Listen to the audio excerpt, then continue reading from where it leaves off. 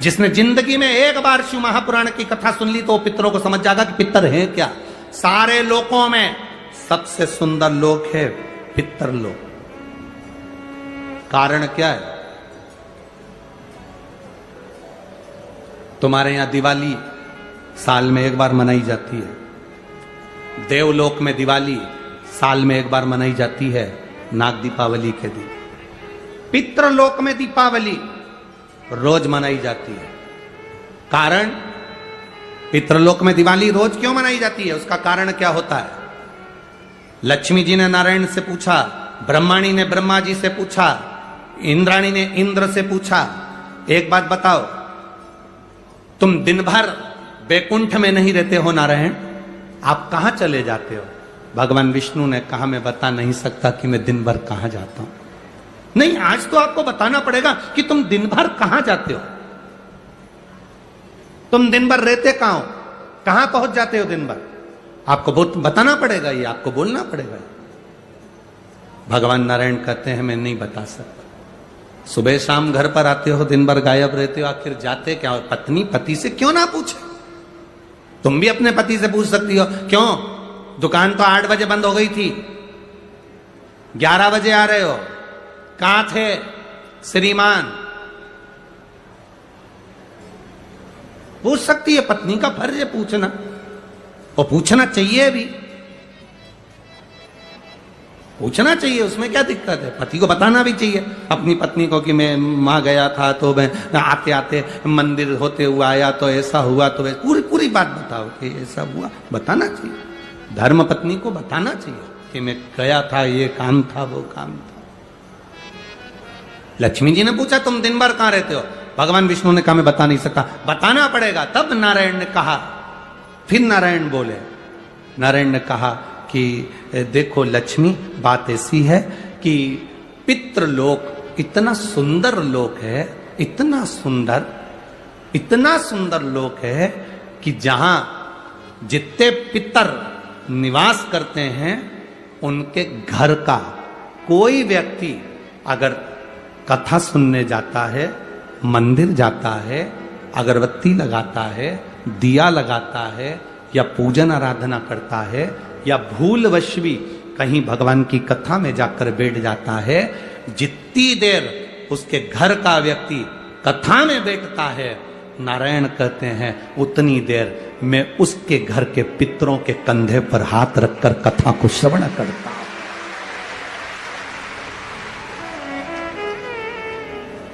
पितृलोक इतना सुंदर है। और पितृलोक के जो स्वामी हैं, आर्यमा स्वामी, वो पितृलोक के जो स्वामी हैं वो भी बड़े सुंदर हैं। और पितृलोक के जो स्वामी हैं बड़े सुंदर, और पितृलोक के स्वामी जिस पर बैठते हैं, काय पर बैठते हैं? कौवे पर, वो भी बड़ा सुंदर, अति सुंदर। अरे गुरुजी कहां की बात कह रहे हो? सबसे सुंदर पक्षी तो मोर है। राष्ट्रीय पक्षी में भी उसको कहा सबसे सुंदर पक्षी तो मोर है, और आप कह रहे हो कि दुनिया का सबसे सुंदर पक्षी कौवा है। अरे भाई, जिसने कथा नहीं सुनी उसको लगता है कि दुनिया का सबसे सुंदर पक्षी मोर है, पर अगर शास्त्र को उठाकर देखोगे तो दुनिया का सबसे सुंदर पक्षी कौवा था।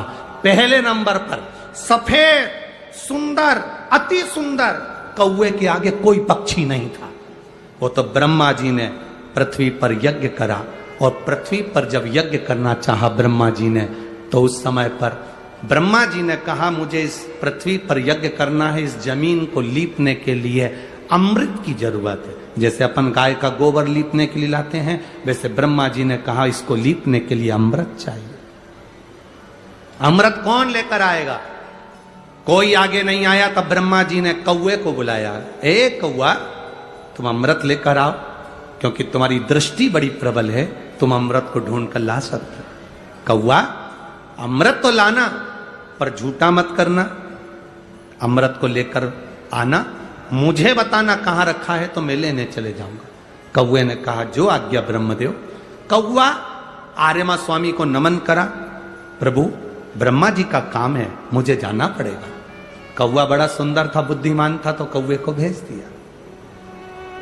इसलिए रामचरितमानस में काकभसुंडी की कथा बार बार आती है। गरुड़ और कौवे की कथा आ रही है। कौवा कितना विद्वान था, चला अमृत का पता लगाने के लिए। जब कौवा चला, अमृत का पता लगाते लगाते लगाते लगाते कौवे ने संकल्प ले लिया था कि जब तक अमृत नहीं मिलेगा मैं मुख झूठा नहीं करूंगा, पानी तक नहीं पीऊंगा। भूखा प्यासा कौवा दौड़ता रहा। आर्यमा स्वामी से कहकर कौवा दौड़ते दौड़ते दौड़ते दौड़ते जाए। बहुत दिन हो गए, तब कौवे को अमृत मिला। अमृत मिला तो कौवे को लगा बहुत तेज प्यास लग रही है, करूं क्या। कौवे ने उस अमृत को झूठा कर दिया। ब्रह्मा जी को आकर कहा, स्वामी अमृत वहां रखा हुआ है, पर बात इतनी सी है कि मैंने उस अमृत को झूठा कर दिया। ब्रह्मा जी को क्रोध आ गया। ब्रह्मा जी ने कहा, रे कौवे, तू सफेद होकर सुंदर होकर तूने ऐसा काला काम कर दिया, ऐसा बेकार काम करा, तूने अमृत को झूठा करा और ऐसा काला काम तूने करा। मैं तुझे श्राप देता हूं कौवे, तू गोरे से काला हो जाएगा। तूने अमृत को झूठा करा, इसलिए तेरी वाणी कर्कश हो जाएगी, तेरी वाणी कर्कश हो जाएगी। अमृत को कौवे ने झूठा करा था, इसलिए सारे पक्षी जल्दी मरते हैं, पर कौवा इतनी आसानी से नहीं मरता। कौवा इतनी आसानी से नहीं मरता। सारे पक्षी जल्दी मरते हैं, पर कौवा आसानी से नहीं मरता। तेरी वाणी कर्कश होगी तो काला होगा। सुंदर कौवा काला हो गया। आर्यमा स्वामी ने देखा कि मेरा कौवा, मैं जिस पर बैठता हूं, ये काला हो गया। आर्यमा स्वामी ने ब्रह्मा जी से कहा, आप क्या चाहते थे। ब्रह्मा जी कहते हैं, मुझे यज्ञ करना था, जमीन को लीपना था, कौवे ने अमृत झूठा कर दिया। क्यों चिंता करते हो, अमृत तो अमृत है, कोई झूठा भी कर देगा तो अमृत की शान कहां घट जाएगी। अमृत की क्या शान घटना। आर्यमा स्वामी ने कौवे से कहा, तू चिंता मत कर। आर्यमा स्वामी बोले, कौवे तू चिंता मत कर, आज मैं तुझको एक कार्य देता हूं। जब 16 श्राद्ध आएंगे, कौवा जिस जीव की जो तिथि होगी, मान लो किसी की चतुर्थी तिथि है, उस चतुर्थी तिथि पर तुझे छोड़ने के लिए पृथ्वी पर पितरों को जाना पड़ेगा। जब उनके छत पर तो पितरों को छोड़ने के लिए जाएगा, कौवा जब तू वापिस आएगा, तेरे लिए छत के ऊपर भोजन रखा रहेगा।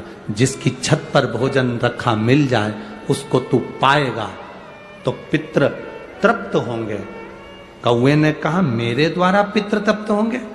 कौवा नहीं, जब पितर वापिस आएंगे, पितृलोक में रहेंगे, उनको 1 वर्ष के अंदर जब भूख लगेगी, तब कौवा तू अपनी चोंच में उनकी छत से जो भोजन लेकर आएगा, अपनी चोंच से निकालकर उन पितरों को देगा, जिससे उनका कल्याण होगा और वो आशीर्वाद प्रदान करेंगे, वो वर प्रदान करेंगे। हम नहीं पहचानते हमारे शास्त्रों के विधानों को, हमने कह दिया ये अच्छा है, हमने कह दिया वो अच्छा। उसको समझो क्या कि श्रेष्ठता कहां है। शिव तत्व की प्राप्ति का एक आनंद बिंदु है।